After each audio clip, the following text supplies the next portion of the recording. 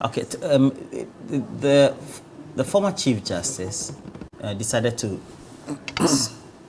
in solidarity, also add to the pensioners who, as individuals, were holding bonds at the Finance Ministry, because a day earlier or two earlier, they had gotten a response from the Finance Minister for which they were not happy. Now let's get to Sophia Akufo, because there's been some number of development, Gabi Ochridakno, etc., and then we'll come up and make some commentary, tying with the Bank of Ghana borrowing excessively beyond its own regulations to the government of Ghana. Again, an affront to the regulations of its own laws and the laws we have in our country. The former Chief Justice Sophia Akufo. to lend you money, please. We should come again. This doesn't start. It's a non-starter. Should it come to that after years of faithful service to the nation? So the Minister of Finance had better go back to the drawing board and come back with a better proposal. Because otherwise, nobody is going to. I'm encouraging people not to agree to sign up to anything. Yes, and if need, you can all go to court. That's all.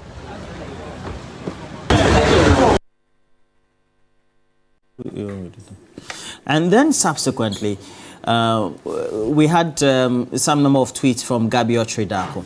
But before then, let's just do some breakdown for you, because the proposal from the Finance Minister did indicate, and we're putting some slide on the screen for you to have some explanation, that bondholders below 59 years, many of them who also picketed, the terms that they should be accepting is a maximum maturity of 5 years instead of 12 years that was earlier on indicated, with a coupon rate of some 10%, and the dates for that period passed. All retirees, the coupon rate was 0. No problem. All retirees, including those retiring this year, maximum maturity of 5 years instead of 12 years, 15% coupon rate. And then we had this scathing. Let me just make the pronunciation. Scathing text or tweets from Gabi Asari Ochridakno. Let me start from the fourth one. Why picket over something you don't like? The improved offer, when you have the right not to sign up.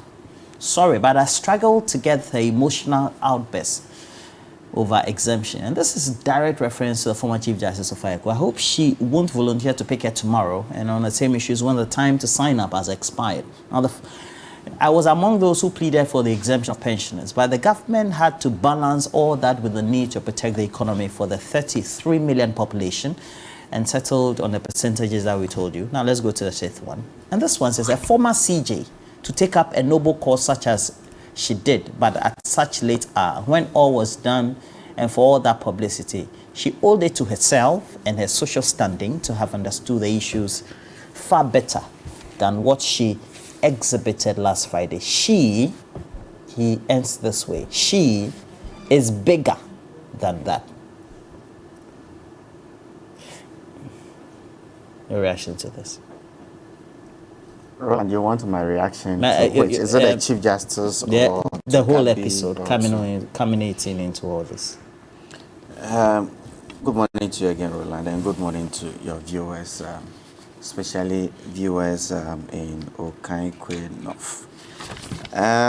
This whole issue of domestic debt exchange program has been lingering for maybe a couple of months. Were sounded in November when the Finance Minister went to Parliament to do the budget. That we needed to do something about a structure of the economy, the structure of the budgets that we have been running. And essentially, over the years, we have identified every Ghanaian, who is taking interest in our physical policy over the years is identified that there are some line items within a fiscal program that we need to deal with and deal headlong with. Amongst them, wage bill. I keep saying, because if you look at this 2023 budget, we have upward ceiling of about 800,000 public workers, and that is going to cost us about 37 billion. I mean, I keep asking myself whether we are getting value for money. I mean, those are all things that will push us into this. If you look at the 2023 budget, our interest payments alone is in the ranges of 52 billion. I mean, very unsustainable. And so we have identified that we have to chart a new course that would have to deal with some of those line items. And amongst other things, we had to take a program that will make our debt levels more sustainable. And amongst other things, this is what the government at this time has decided to do, this domestic debt exchange. It's not limited to just a domestic debt. We are also engaging external debt holders, and so we'll see how that one also evolves. Essentially, what government is aiming to do is to get the buy-in of all Ghanaians, identify where we are, and then be able to chart a course going forward. What government sought to do was to have a program or a plan for domestic debt holders, and particularly bond holders, to be able to sort of calibrate the coupon rates, the maturity of the securities to sustainable levels, so that we don't have to continue this cycle that is not been inuring to our benefit as a nation. Because if you look at the percentage of tax revenue that we have to pay with our interest and all of, so it's been evolving over the last. Is it our understanding that the former CJ doesn't understand all this? I'm not saying that, but you see, essentially, even at the onset of the program, we had all read the advice of the Attorney General, and he had gone on to advise the Finance Minister or the Finance Ministry that essentially there's a contractual relationship between bondholders and the government of Ghana, and it was essential that one party should not unilaterally vary the terms of the contract, and that is acceptable for a bondholder. It is contractual. If you look at other jurisdictions where they have undertaken similar programs, what happened in Greece? They went to Parliament, got a law passed that made it compulsory for everybody to partake. Look at the experience in Jamaica. They tried the first time, they failed. The second time, they carried everybody along. And so ours has been evolving over time. But essentially, there's one thing that the finance minister has been very consistent on. That yes, as a ministry, the target is to get about 80% of bondholders to sign up to this program. Well, we do know that, but did you? I'm building a point. Yeah, but did you? How do you relate the fact that what the finance minister has been saying to what the former CG also said? So I'm building a point. So it's never been a compulsory participation for all bondholders. That is why they had a target of 80% and not 100%, and it's been voluntary all along. So the case of people picketing and all of that, yes, they have a point.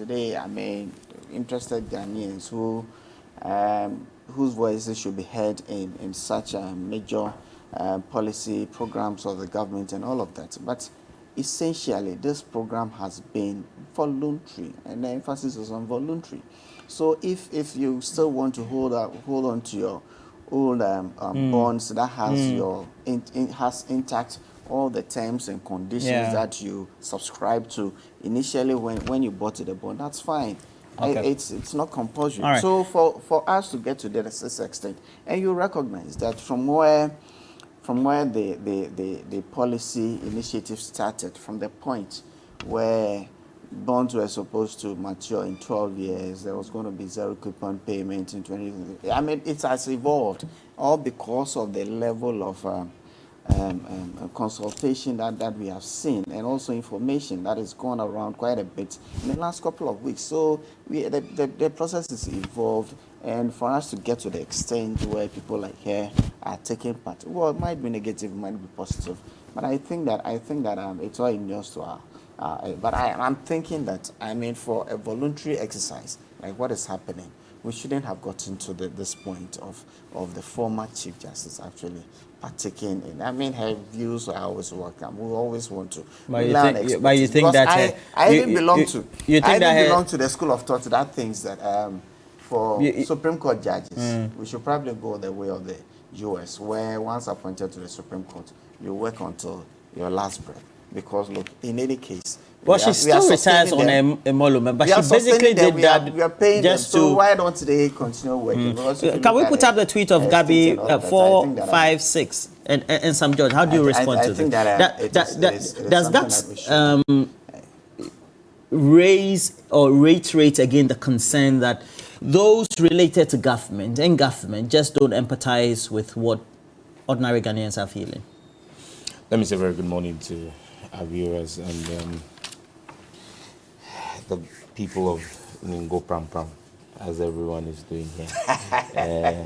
Inga Manyeba, Ikamanga Chamekanya Menge Ningo Pram Pram, Imba Manye, as our Ghana brothers would say it. And Nakai. And I got a message that the NDC serial callers are watching. I must greet them, so I greet them. Now, on this issue of the debt exchange program and what appears to be a family feud. This is a family feud. I would have just used the same phrase that my brother used earlier when I spoke about the date for elections in the NPP, that Medimi Fiasem. Because this is family members having a public fight. But I can't deem my Fiasem, because what the family members are fighting about is public welfare and public goods. So it affects all of us. Now, I will take it from two places or two angles. First and foremost, the Chief Justice is a pensioner now. She most likely has government bonds as part of her savings portfolio. And she has joined pensioners to picket. Reason being, and the pensioners who are picketing, reason being that government has failed to make it clear to the Ghanaian people, if you don't sign for the sign up for the debt exchange program, what happens to your bonds? Your current bonds, if you don't take up the new one. Yes. In that release, what happens to it? Do I get paid my contractually agreed coupon rates when the time is due? Or would government come back and tell me that it's defaulting because I didn't sign up? These are clear-cut issues that the government ought to have made clear to the people. Because you see Gabi's response and he says, oh, but you are not under any obligation to sign up. If I don't sign up, what happens? You say you are looking for 80%. The 20 that don't sign up, what happens? And have you made this clear before those who are signing up are signing up? Because if I know that I will get my coupon rates today contractually if I don't sign up, it would influence my decision as to whether I should sign up for the program or not. But you haven't made that clear. And so pensioners who do not want to sign up voluntarily need to know the commitment of government to meeting their obligations when they fall due, per the terms of the original bond contract. That's something that hasn't been made clear. And that's something that the learned former Chief Justice is raising and hoping that the government people will respond to. But then, again, like I said here last week, it's the trappings of power and the arrogance of power. You have Gabi respond in the manner in which he did to the Chief Justice, literally saying that the Chief Justice has been unintelligent in her actions. Those are her words. Well, yes, and his words actually were that she was emotional. I mean, nothing wrong with maybe if he was a man, he wouldn't have called him emotional. But you see something wrong with the deduction of unintelligent. But when I use his exact word of emotional, you don't see anything wrong with it. That's the hypocrisy of those of you in government. But you see, to run away from the substance of what the former Chief Justice had said, and attack her in such a vicious manner that she's having an emotional outburst. You make reference to Jamaica and say Jamaica ran this out. How did Jamaica do the consultation? Over almost a 3-year period. They succeeded on the Almost, second time. yes. Why did they fail the first time? Because they tried to do it in the haphazard, rushed manner that you are trying to do it. And this is our 5th or 6th time of postponing the date.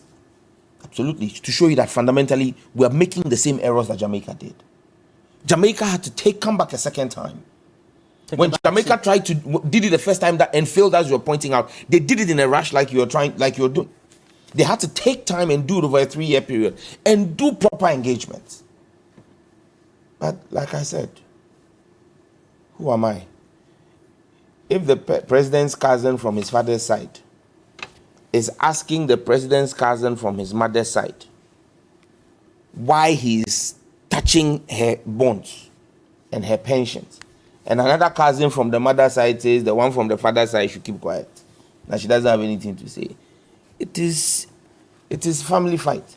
But you see, fundamentally, again, the arrogance with which Gabby has responded, and the bandwagon effect with which even my brother Isa is here to try and defend Gabby and his posturing,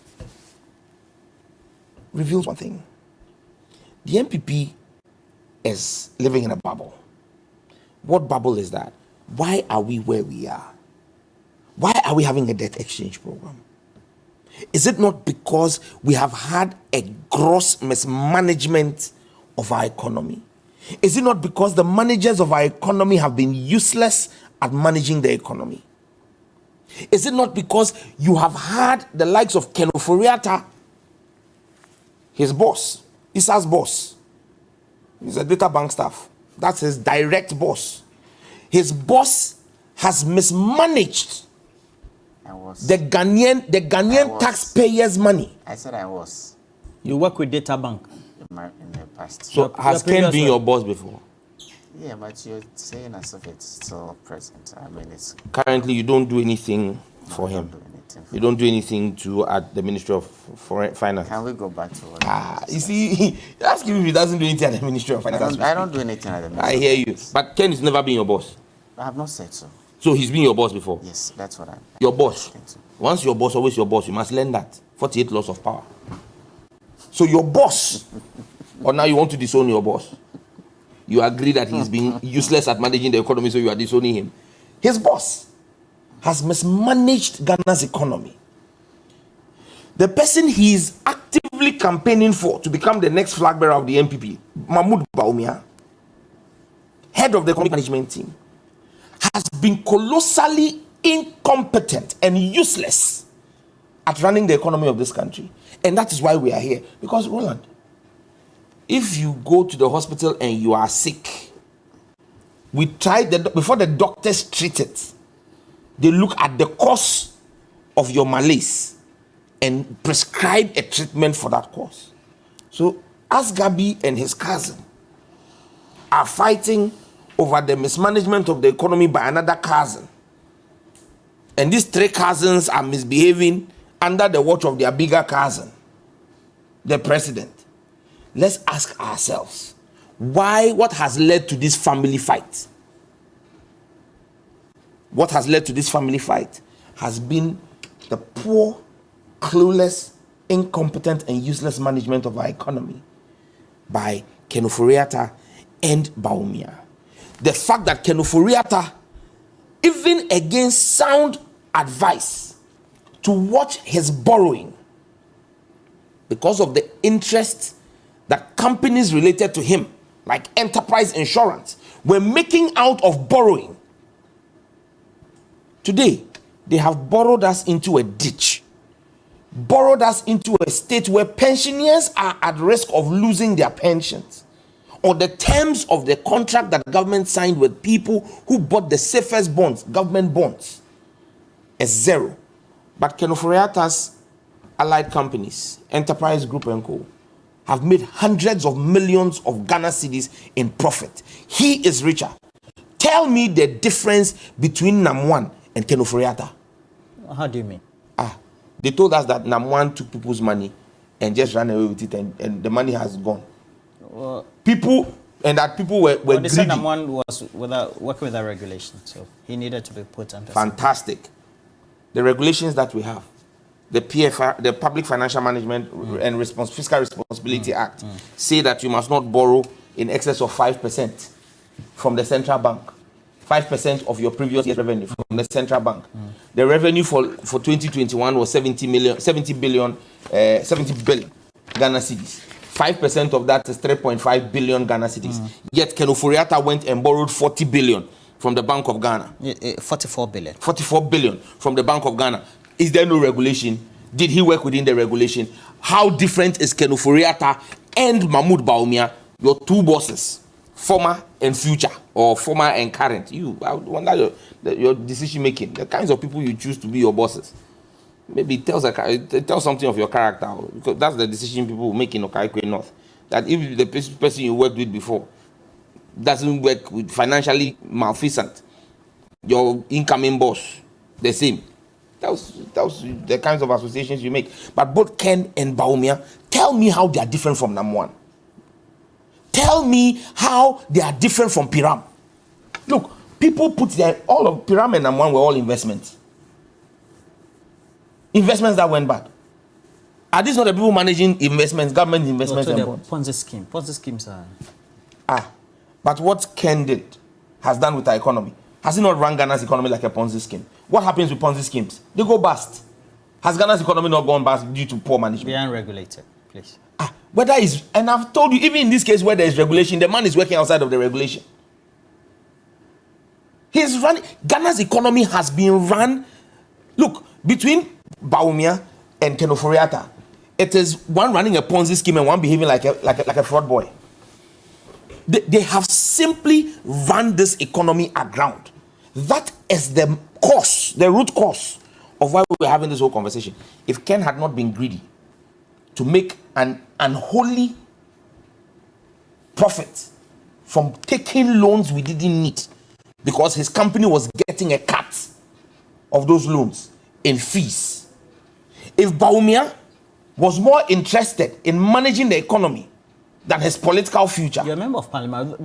Those came before parliament, didn't they? And have you read the Hansard? Have you read how many times we warned them?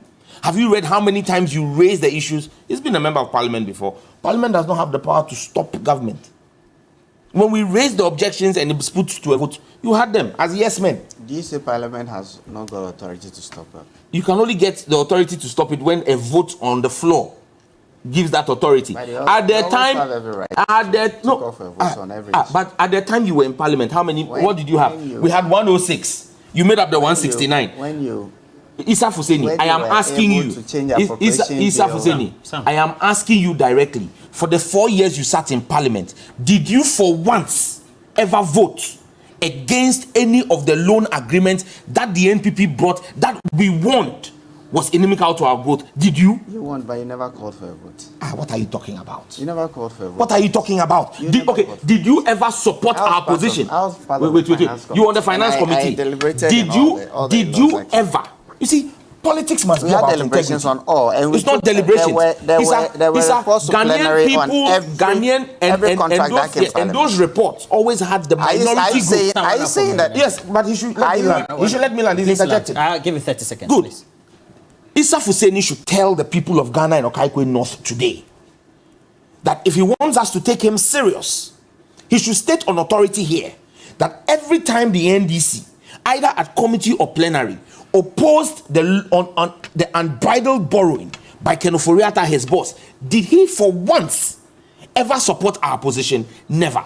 If you never did it when you had the opportunity, we cannot trust you today to tell us that you didn't support it. No, Mr. Issa, I challenge you to go to the Hansard over the 4 years. Yeah, we've come to a critical point.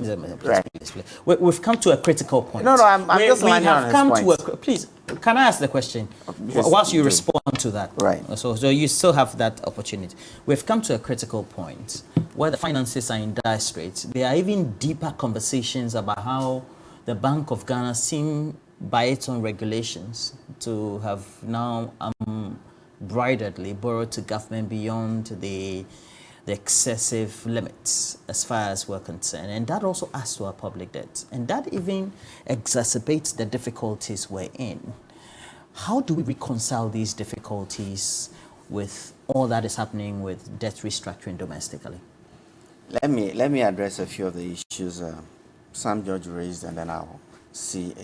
He raised a matter of empathy. Raise your voice a bit. Your voice is down. He raised I know the issue is difficult. He's dejected. I mean, he's dejected, so you should expect it. Stop teasing. It's just me. All like teasing him. Okay. I am not teasing.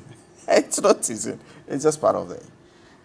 He raised the issue of empathy. And I tell you, it's not just Ghanaians across the spectrum. You mean government and the communication actions of government seem to show empathy with Ghanaians, bondholders? It is not a case of communication outfit of the party showing empathy. We are Ghanaians and we live in there.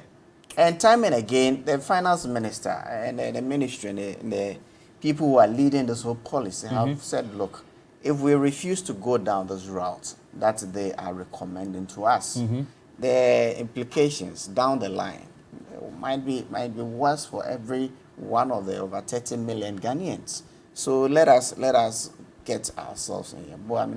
Let us get an understanding. Let's engage to the mutual benefit of the economy. Well, this is so it is not a case of somebody not programs, 1D, 1F, some of those things that you are spending money in the budget for 2023. Government itself has realized that we need to do something about the flagship programs. And government has stated in plain terms that we are going to review our flagship program. So where in there lies government not empathizing. He also asked the question of what happens to your bonds if you refuse to sign up to the DDEP. I think this question has been answered time and again. Which is what? You retain your bonds. You are going to have the terms under which you originally signed up to. But down the line, there are certain things that happens to all securities. Sounding you, okay, you retain your bonds. But down the line, very few people will be having that type of bond that you want to retain today. So its marketability and all of that might not be as it was before. This is just sounding a warning to anybody who is issuing a security, and it's in the right. So is that not why they say it's a take it or leave it option that you're giving the bond? But if I am issuing a security to you, and I've come up to say, look, these are revised securities that I want you to sign up to.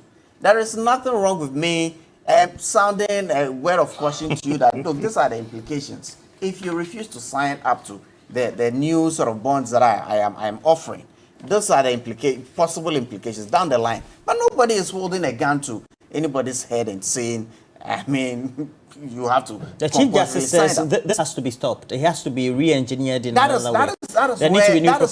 That is where the issue with the Chief Justice is. It is not a compulsory policy.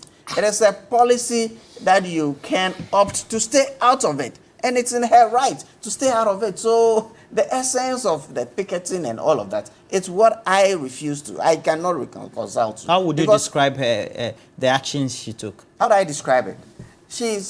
I'm seeing her as any other Ghanaian. She can voice out or show her whatever on any other policy, not limited to just a DDEP. On any other thing she can. I have the right to do same as well. Sam George here has the right to do it. So it's a case of a Ghanaian showing or letting people. You don't think a former position as a Chief Justice even makes her actions? Of course it matters. To solidarize, if there's any word like that, with those picketing. Of course it matters. I mean, her former position as a Chief Justice matters, right? But just like any other Ghanaian, she is expressing her opinion on what is happening. But essentially, what I want to say is that nobody is holding a gun to her head for her to give up her original bond. That's not correct. That's just what I'm saying. And the policy has been very consistent on this point. The policy has been very consistent on this point. So the essence of people, yeah. When you communicate like this, nobody is holding a gun to her head. You're simply implying that nobody is holding a gun to the head of, please let me finish, individual bondholders. And so you either take it or leave it. That is why in mainstream and social media, the communication is that you are not communicating as if you empathize or you are in the shoes of these ordinary Ghanaians. I started off by even stating how other jurisdictions is the problem not through. your choice of words? I started off by stating how similar programs have happened in other jurisdictions. I stated the case of Greece, where government had to go to parliament, pass an act, and compulsorily this exchange took place. In that case, it was a compulsory. I went on to state the advice of the AG to the finance minister, and how all of this have been accommodated in this program. And if it's, I don't know if you have a problem with the choice of words, but it is not a compulsory policy. People have the right to stay out of it, and the original terms of their bonds will still hold. That is what government is saying, and that's why we stand by. If at the question you asked me, now to the point where the Bank of Ghana is now exceeding the issue of Bank of Ghana exceeding. You see, in the last couple of years, in fact since 2007, we have decided to open up our economy to the international markets by going to the Euro market, and there's been constant activity on the Euro market since 2007 when we did the Jubilee bonds, and so it's become a regular feature in our fiscal planning every year.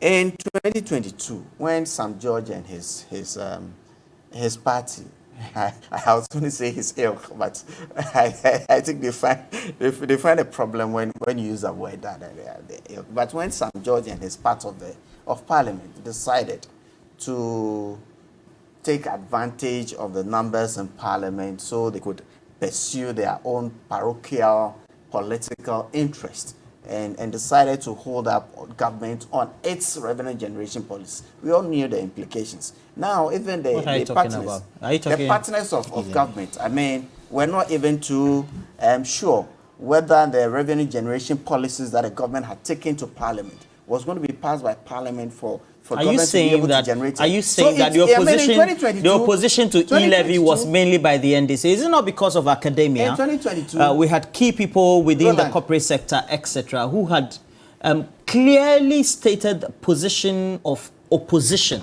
to that levy. Fair and good. So why that constant reference to the minority? Fair and good. At the end of the day, right? At the end of the day, government policy proposals had to go to Parliament, and Parliament has to pass it or otherwise. For the first time, we had an Appropriations Act passed partially since 1993, partially, because then you have passed the expenses bit of it, the incomes were not. So you could find the situation, and for the first time, the opportunities that were open to us on the Euro market were not available. And when it comes to that extent and you find yourself in a saddle, there are things that you need to do. You need to be creative in order for the not to ensure that the economy does not crash. And that is essentially what we did. Government had gone to BOG. BOG had funded some activities. Essentially, what BOG funded of the 44 billion that is being quoted by Bloomberg, 37.5 billion were to pay off existing bonds that were too expensive to be rolled over. At the time, government was getting offers on the market in excess of 40% interest. How are we going to sustain this when already we knew that there was no fiscal space within the budget to accommodate it? So we had to be creative. And it is nothing untoward because subsequently this 37.5 has been added to our public debt. So it is not a case of BOG going beyond. In fact, check the record. From 2017 to 2020, there was zero funding of the budget. Zero. At no instance did the government have to go to a central bank to fund any bit of its aid. So you justify that. But for 2020, what happened? And subsequently, this has been added to our public What happened in 2020? And the BOG, what happened in 2020? What sort of aid is it? In 2020, we had COVID. Okay. If you were not around, I'll remind you. We had COVID. And COVID meant that we shut our and we had a lot of economic inflows activity. as well. We had a lot of inflows, but we also had a lot of outflows. Okay. We also had a lot of outflows. Now, so there's nothing untoward that BOG has and government has done. I mean, all of this. I mean, BOG is the banker of government, and if government has issues, we'll go to BOG for a resolution. But clearly, if you flout your own regulations, there's inflows into the local economy. It has dire economic implications on inflation, on flouting clear regulations. How would you describe the justification that has been given over the last 3 days for these actions? For which the Bank of Ghana has come with 2 press releases since November to justify that? All the justification is hogwash, and it's inconsequential. You see the struggle. We are being told that the central bank is the government's banker, and so if there are bonds that are retiring and the interest rate is 40% that was being offered to government, why was the rate at which loans to government was being pegged at? Why was it being pegged at 40? Is it not because of the recklessness and useless management of the economy? You've created a problem. Instead of admitting that you've created a problem, you sit here and tell the Ghanaian people that we should praise you for creative thinking. Creative thinking. You've stolen from somebody. You've been caught. And then you say, oh, but I stole from you so that I can use it, and then tomorrow when you need it, I'll bring it back to you. That's basically what they are saying to us. Look, let's even do simple arithmetic here. Not advanced maths, arithmetic. 44 billion. He claims they used 37.5 billion to pay bonds. Take that out of 44 billion. It's left with 6.5 billion. What does the law say? 5%. What was the revenue for 2021? 70 billion. 5% of that is 3.5 billion. So 6.5 billion and 3.5 billion, are they the same? Have you still not broken the law? And even this 37.5 billion that you're talking about, as though borrowing from the Bank of Ghana to do something, now you have added it to the public debt. Who pays the public debt? Is it Akufo-Addo and Ken Ofori-Atta? Is it not us and our taxes that pay the public debt? So you go and borrow from the bank recklessly. The bank also breaks the law and borrows you the money, prints the money. Because not as though the money we are talking about, the 44 billion, was sitting at the bank. The bank went and printed the money. You are an economist. Me, I'm not an economist. You know that when the bank is printing money, it drives inflation. Today, inflation is 54.4%. And you say you are behaving like you don't know. The MPC holds a meeting and says, I heard the Bank of Ghana governor saying they are still trying to understand what is pushing the inflation. Such hypocrisy and dishonesty of people in high office, that should not be tolerated by Ghanaians. You are the one who printed the money. You are the one who printed the money and put in circulation. Money that is not backed by work. Because your bosses at the finance ministry and office of the president have been useless and reckless in managing of the economy. You choose to just print money to cover their mess. And now it's driving inflation. Official inflation at 54.4%. But unofficial inflation at over 120%. Because of your recklessness. And you say that we shouldn't talk about it. Roland, you see, you asked him about their language. They are quick to point. Oh, Sam George and his language. Sam George and his language is their speaking point. When they go to their meeting, they say, when you meet Sam George, say his language. But they have sat here and said, we are not putting a gun to your head. Take it or go bust. And that is appropriate language. Listen, Roland, when they say they have not put a gun to the Chief Justice's head, and by extension, all pensioners, and that you can choose to take it or face the consequences, you are threatening people who have bought government bonds that if they do not accept this deal you are offering in an exchange program, you cannot give them the guarantee of the safety of their bonds per the contracts that were given. That is not true. That's exactly what you just said. That is not true. Because you said the original bonds are contractual, and they could decide to seek. You just said. Yes, what I said. That if they don't take this, they should bear in mind that their bonds may no longer be as attractive as possible. They were not and tradable. So, they were not tradable. So they were not tradable. Exactly. So if you are telling me that, if you are telling me that, what you are effectively telling me is that if I don't jump on this narrow path that you have created, then I should be prepared that tomorrow you can come and tell me that my bonds are not tradable, and so because of that, you can't even pay me what is due me. And then I know where he's coming to. You can have recourse to court. How heartless and callous can you be? Oh, but the Chief Justice doesn't even mention that today. Possibly will go to court. That's okay. 30 years. Nikeshka he bonds. Onumo etuni 30 years Nikeshka he bonds. Ni eshebeni asanya haleshka. And you default on it, you can like a court, 70-year-old, 80-year-old man. Nobody said anything. Court. The implication of government defaulting on a security. But government huge that the government but why are you talking as if it's strange? As we see, government has defaulted. We're in the third or fourth. The fourth month of default. Since November, you have not paid any of your foreign obligations. So don't talk as though it is because we are engaging the debt holders. It is not because we are engaging. We have said that we are engaging. You don't have subsequently, listen, everything Roland, that is due will come to the table for negotiations. All the major contracts going on that are bilateral have all ceased. My constituency, the Aflao, the Tema to Central University Road, the main road. Yes. It's a bilateral loan. We approved it in Parliament. 2016, yes, 2019. We approved it. $94 million, 94 million pounds from the British government. It has ceased. The contractor has left site because they will not release money. Obechebi Lamte interchange. The one it's here. Work is going. 90%. Who told you? The contractor. It's not true. They have stopped work. They have stopped work because payments are not coming. Work is still ongoing in Obechebi. Contractor, which is a Brazilian, the one that was doing the Kumasi airport, that was got the contract under President Mahama and built.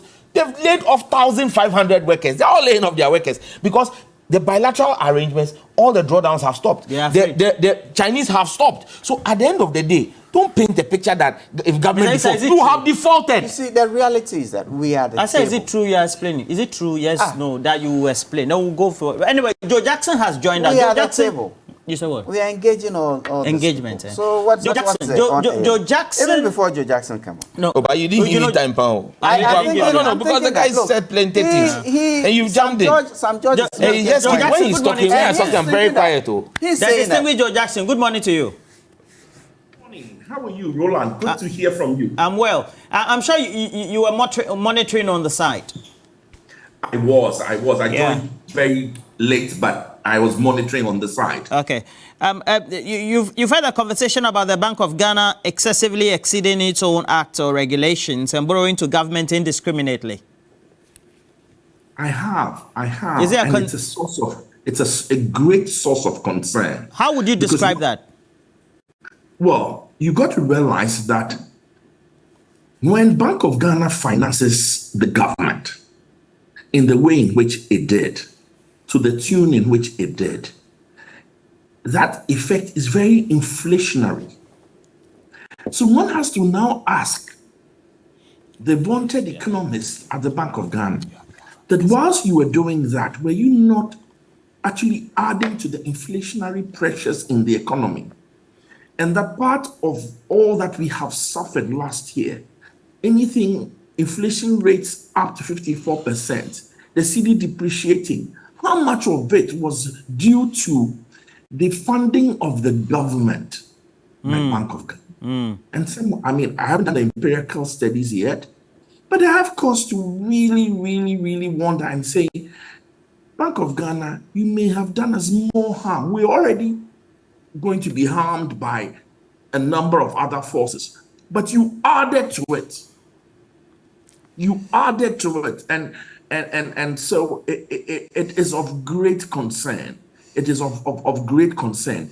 I am glad, I must say at the moment, that despite all the drawbacks, I'm glad the Bank of Ghana has signed on to the fact that zero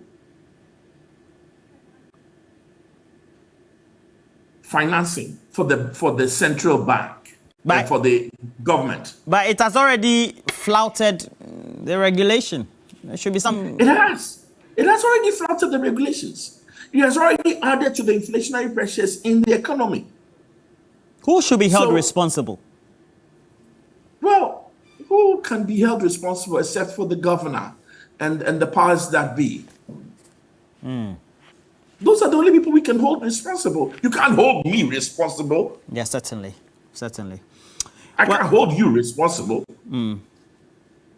Well, Mr. Joe Jackson, you have to hold on. We want to go for a break. When we come back, there are a number of issues we would want to talk about. And so we'll take a break. When we come back, we'll look at some critical issues. For example, we're told that there's gold for oil, and we're looking at the intermediary transactional institutions and the actions of the Bank of Ghana thereof. And then we'll look at some other matter. We're going for a break. We'll be right back, and then we'll make some conclusions. Now, Joe Jackson has again joined us. So if we have Joe Jackson on the stream, we'll quickly just have to look at the issues specifically and try to wind up the discussions. But it's also mainly because we have issues to deal with. Mr. Joe Jackson. Yes, good to be back. So now the former Chief Justice is picketing. Inusa Fuseni Issa, who represents government here, says that it's a take or leave it proposal by the Finance Minister, Ken Oforiatta. This new deal, is it the best we can do, or perhaps bondholders can go further and get some good rates? Listen, it is this attitude of take it or leave it that really is frustrating for the bondholders, because I don't think there's been enough engagement to convince someone who says, listen, this was my retirement. I did the right thing. I put money away in what was considered very minimal risk, if any risk at all. And then today you say, I have a haircut. I can't have my money when I want it. And that truly, it's not fair. Now, of course, you've got to just talk to the person and engage and take their insults and take their tears and take their anger and their frustration and beg. Any attempt to say take it or leave it is just wrong. So what route should we use? Or the Americans will say, what route? Listen, in other jurisdictions, the governments even have paid for groupings to come together and engage continuously with them. The people who are picketing, of course, we had one or two times when the minister came to talk to them, but who's engaging with them? Does anybody offer them refreshment to even tamper down their anger? Does anybody offer them a seat? Does anybody offer to talk to them? Listen, the government is between a rock and a hard place, right? But again, the government is not cutting down its expenditure, cutting down the size of government, so that we can even start to feel that, okay, you understand, you bear with us, you're showing leadership. That's the problem. We still have as many ministers as we had. We still have as many appointees and deputy ministers, and we're still, yes. Over this weekend, I went to Kumasi for a funeral. You're still being buzzed by loads of vehicles flashing. What do you call it? Flashing their lights and overtaking you whilst you're in traffic. All those things serve to just irritate the populace. And really, the government has to take the temperature of the population, especially the pensioners, and engage and beg. Okay. Not to say to them that take it or leave it. We know that they are between a rock and a hard place. We also know that if they don't get this agreement done, the IMF reliefs that we are expecting, the stabilization that we are expecting, will be delayed, and that will have dark consequences for this country. The way we're going, are we likely to get this board approval by next month?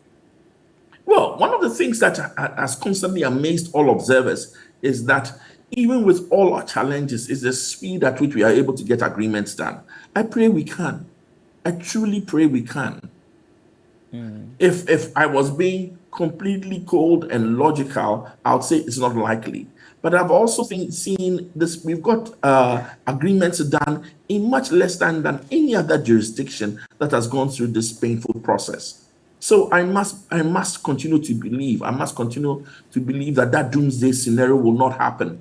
That this government will finally listen. That this government will trim down its expenditure and show the empathy that we want them to show, and that it will engage constructively, and that will come to a good agreement. Now, since you're not Obinim, prayer doesn't work here. I mean, realistically, please remove prayer. Without prayer, are we likely to get this in March? Yes or no? It's tough. Okay, it's tough. Okay, you don't want to say very, no. very tough. You don't want I to don't say want no. to say no. You want to say tough. Thank you. Thank you very much. Now, one more question. The goal for oil, transaction. What have you observed to be the teething issues with it in terms of communication, etc., and probability of getting it right? Well, first of all, the gold for oil stuff is not unique. It's been tried in other jurisdictions. Okay. And I tell you, long term, I'm not sure that it will deliver as much gains as those its proponents are touting. Okay. Gold is a commodity whose price is well known. Oil is a commodity whose price is also equally well known. The reason why we have money is to allow us to work between two products with well-known prices, etc. So I don't think it will deliver as much as it could, it will deliver as much as its proponents are saying. But albeit, it's not new. Why are we having so many teething problems? Why is there so much lack of transparency? Listen, if this is what you want to do it. Let's see what happens. Let's see how the gold is sold. Let's see who it is sold through. Let's see how the oil is bought. Let's see who is bought from. And then we'll go ahead. Okay. This is not rocket science. Right. You could be described as being a Sambala and Tobiah. Be careful. Have a great morning. Have a great morning. Have a great morning, Roland. And a call out to all my friends and colleagues at Delex Finance. And I say it is well. Again to Prophet Obinim. Well, no, but I'm not a prophet. I really am not a prophet. I'm just a common man trying to read the tea leaves and say, even though truly a lot of the things that we've said, unfortunately, have come to pass. Have a great day, Roland. It's not unfortunate. It's a projection, and finance is finance. Now, Sam George. There's an issue I wanted us to discuss. It's about the usage of, and the minority had raised an issue with it. Apparently, the EC is trying to bring a CI to Parliament. Use of. So we're done with the finance bit. Yeah. Yes. He got his take on the good for oil. You wanted to? Okay, please go ahead. Would I also get a take on? Yeah. You get it. Okay. Please go ahead. There are a few things that I would have Good for wanted oil. to- He says that it lacks transparency. We don't know the intermediaries You see, your involved apart question from to PMC. him was teething problems, right? And then the observations on communication. On communication and all of the time. I think essentially what the government sought to do with the good for oil policy was that if we're going to spend 400 million a month in hard currency, in forex, Give or to take. import, give or take, to import fuel to fuel this economy. And we have had gold that in many years, we have exported gold that at the end of the period, if you look at the amount of gold that leave our shores and what is registered in other jurisdictions as having originated from the shores, I mean, there's always a huge disparity. So why not as sanitize that whole process?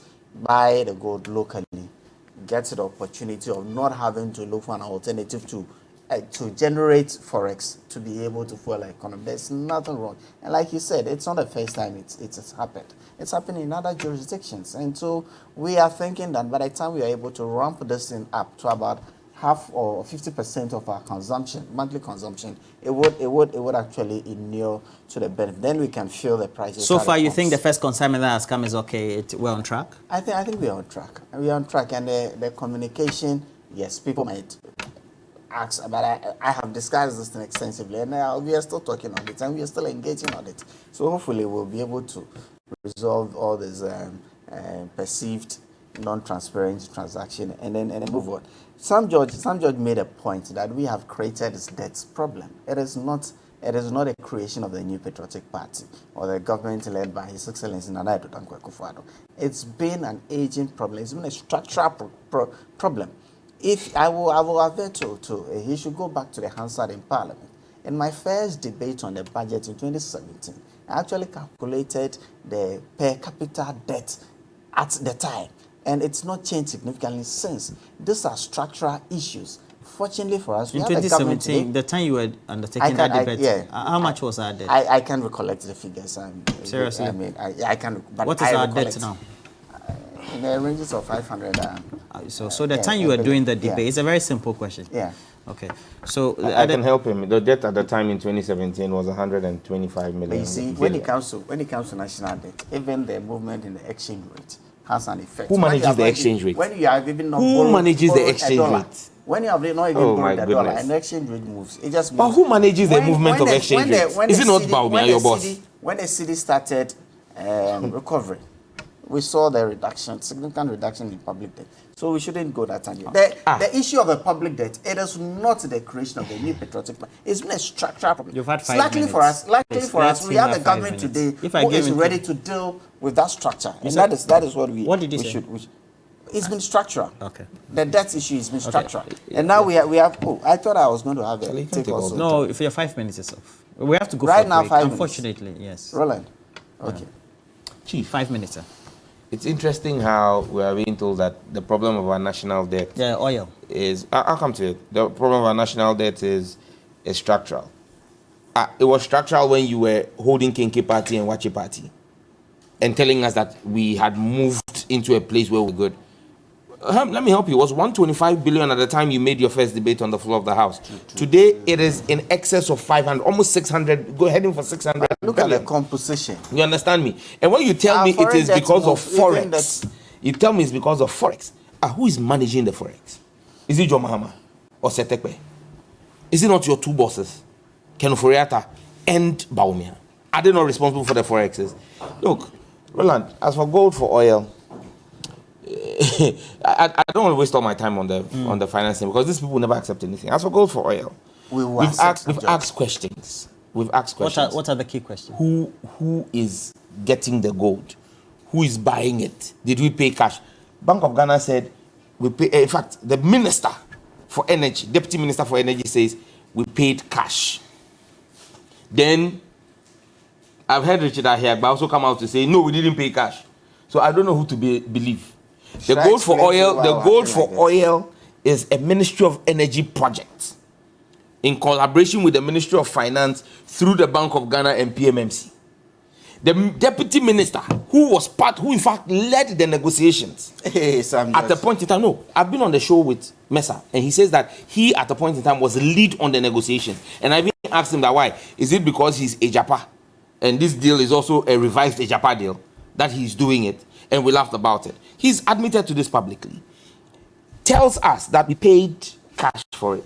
Now, director of communication at the party says that we didn't pay cash for it. So who do we believe? Not inconsistent. Look, the two we've seen that some documents have come. You see, you people think you are smarter than everybody. When one person says we paid cash, another person says we didn't pay cash, you say they are not inconsistent. They are not inconsistent. I mean, you think we wash our face this way? They are not inconsistent. Charlie, look, Roland, we've seen documents from PMMC where, and let me read reference number. PMMC stroke Alpha Stream stroke 07 stroke 2023 stroke G, dated January 5th, 2023. Seller of the gold, Bank of Ghana, number 1, Top Road. The consignee is a company called Stonex Commodities DMMC, Almas Towers, Jumeirah Lake. The client who got the gold is Alpha Stream Limited. Address Unit 5, Floor 6, Al Sarab Tower in Al Marsha Island, Abu Dhabi, UAE. Total volume net weight of gold, that was gold bullion shipment, that was done by PMMC is 47,658.88 grams. Roland, the transaction was a transfer done by Fidelity Bank Ghana, Rich Towers, on behalf of PMMC to Alpha Stream. I can give you the account number, total, and all of that. Roland, money was paid. What did we How was pay it? Ghana cedi or USD? USD.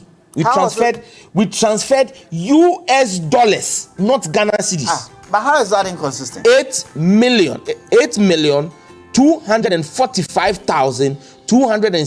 8,245,279.60. These are the people who are telling How us that the gold for oil is going to save our But forex. we have said that when we have It will save dealt our- with entities Oh, but Chief, who do not have the we are capacity giving to information. take the Keep commodity. quiet and listen. Chief, How is that inconsistent? except you were part of this great news How and is share. that If inconsistent? you weren't part of it, keep quiet and let those who I'm have telling done this you, illegal I'm thing, telling you, let the us model deal with them. being run, Hello, it is Chicago. not inconsistent. Chicago, It is consistent you told with us what we gold for sought out oil, to we do. will not spend forex. Now I am putting out a transfer from And I am Fidelity telling Bank. you that we From have said, Fidelity and it's Bank been part to of the a model. company in Abu Dhabi. 8.2 million have said that US when we dollars are buying routed through from an Citibank. entity Hussein that is not Issa. ready to take the commodity Hussein gold, Issa, we former member will of parliament for monetize the Okaigwe gold and North. still get to the oil. So Early days, though, we it will is let not consistent with people. what Oh, we Being what a we said former we're member going of to do. parliament, Sam George. It is consistent. When Please. these people Very tell you consistent. something, Please. you must know that they are not dishonest people. Very, they are very dishonest. very, very. We're taking They are a break, but arrogant, always and make they sure are you add the useless and hashtag. Let me announce Right. the hashtag. The hashtag TV3 Hashtag New useless Day. economic management. Oh no, hashtag is TV3 New Day. Hashtag useless economic management. And then we were also in Los Angeles, California, and Bella had an interaction with Jordan Spark. You know Jordan Spark? The direct exchange program, they catch TV. People, if you go Los Angeles, go do Jordan's Park. Yeah. They say you were Ghana. that one, It's part of program. content for Part of program. content for. So make sure you Payola. stay. Wait for it. We're taking a break. We'll be right back. Right, Hashtag useless economic management. Oh. No more. Okay, man.